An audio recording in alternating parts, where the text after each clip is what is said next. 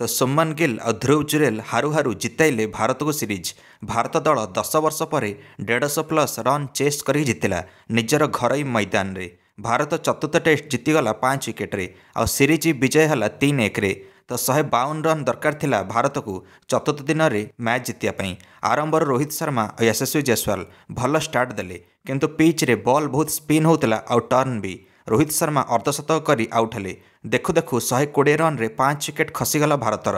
लगुला भारत हारीजिव कारण लगातार 2 विकेट पलैगला। सरफराज खान शून्य आउट हेले। रजत पाटीदार भी बिना खाता खोली आउट। देखु देखु 5 विकेट पलैला। तापर सुमन गिल और ध्रुव जुरेल बंचाई देले भारत को।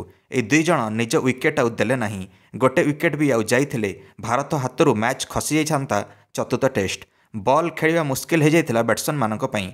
इंग्लैंड फिल्डर्स भी रन दौ नथिले। घातक फिल्डिंग करथिले और कैच भी धरथिले। सुमन गिल करिले तापरे अर्धशतक। शेष पर्यंत ध्रुव जुरेल भी नटआउट रहिले। स्लो खेली भारत को जिताइले 5 विकेट्रे ये दुई जन मैच। ध्रुव जुरेल और सुमन गिल का पार्टनरशिप बहुत मूल्यवान रहिला। Dhruv Jurel player of the match पाइले। प्रथम इनिंग्स 90 रन, द्वितीय इनिंग्स गुरुत्वपूर्ण 39 रन। दर्शक बंधु मैंने जिते 20 रन दरकार थिला सुमन गिल लगातार 2टा छक्का मारी मैच पाखक नहीं आसिले। तो रोहित बाहिनी निर्भयी बैटिंग करिला ए सीरीज रे और बॉलिंग और फील्डिंग भी। तो युवा खेलाड़ी टीम प्रथम थर बेसबॉल टीम इंग्लैंड को हरैला। दर्शक बंधु मैंने आपण मैंने निज मंतव्य कमेंट दी वीडियो को लाइक और चैनल को सब्सक्राइब करदे समस्त क्रिकेट अपडेट्स। धन्यवाद।